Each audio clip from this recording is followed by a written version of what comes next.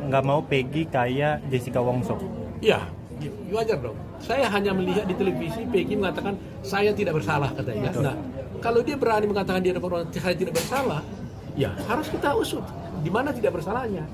Saya juga mendengar ada orang di media saya baca gitu, katanya ada beberapa orang saksi Tidak yang mengundang. menjadi alibi yang menyatakan bahwa pada waktu yang bersamaan sebenarnya pada waktu terjadinya pembunuhan itu katanya si Peggy ini tidak berada di tempat tapi ada di tempat lain. Nah ini kalau alibi dan ini bisa dibuktikan, tidak ada pilihan lain, dia harus dibebaskan. Nah tinggal alibinya itu betul-betul strong nggak gitu loh. Ya kan ini kasus sama dengan pernah saya tangani kasus Johnny Sembiring pada tahun 83 38 tahun yang lalu. Juga alibi. Jadi dituduh dia melakukan pembunuhan di Bogor, ternyata pada waktu bersamaan dia berada di Bandung. Nah ini sama. Ini namanya alibi. Alibi ini kuat sekali. Kalau ini bisa dibuktikan dia berada di satu tempat lain, ya di tempat lain daripada tempat pembunuhan terjadi pada waktu yang bersamaan, saya kira tidak ada alasan dia harus dibebaskan. Ngelihat DPO 2 dicoret, Bang, menimbulkan Kalau masyarakat soal 2 DPO curiga. itu dihilangkan, ini masalah hukumnya Tidak begini. percaya. Saya terus terang aja harus membaca dulu lagi dokumen-dokumennya. Karena begini, kalau umpamanya katakanlah ada dituduh melakukan 10 orang, kemudian yang dihukum 8.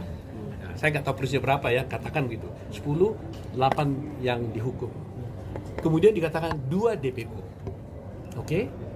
Nah, sekarang pertanyaannya, waktu di sidang ini sebenarnya dituduhkan berapa orang? Mestinya kan 10 dong, karena dibilang 2 ada di sana. Ya kan? Dan 10 orang ini pasti kan ada perannya masing-masing. Iya kan? Perannya masing-masing.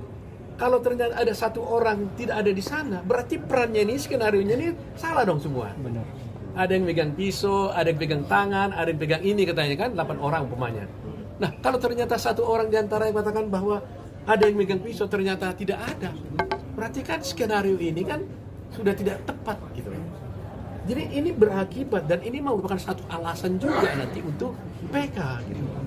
Karena kalau ditentukan 10 orang melakukan satu perbuatan pidana, maka berarti 10 orang ini melakukan peran yang berbeda-beda terhadap satu soal. Satu tidak ada dalam tidak dimasukkan, tidak dikatakan tidak ada, itu hanyalah fiktif katanya. Nah, berarti perannya ini di mana selama ini? Saya ingin tahu apakah yang tadinya dikatakan ada 2 orang fiktif itu sesungguhnya di dalam dakwaan itu dimasukkan nggak perannya dia? Kalau di dalam perkara itu yang 2 orang fiktif ini disebutkan perannya dalam perkara yang terdahulu, berarti perkara ini sudah tidak benar, harus dibatalkan ini. Banyak yang diduga, Bang, tapi ngelihat ini kasus 8 tahun yang lalu. Ya kalau itu saya kira udah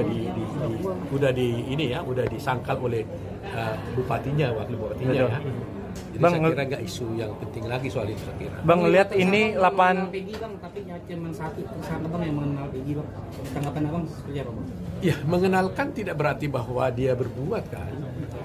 Ya kan? Yang penting di sini bukan soal kenal atau tidak kenal, tapi apakah betul-betul ada di antara saksi itu yang bersaksi bahwa Peggy ikut melakukan.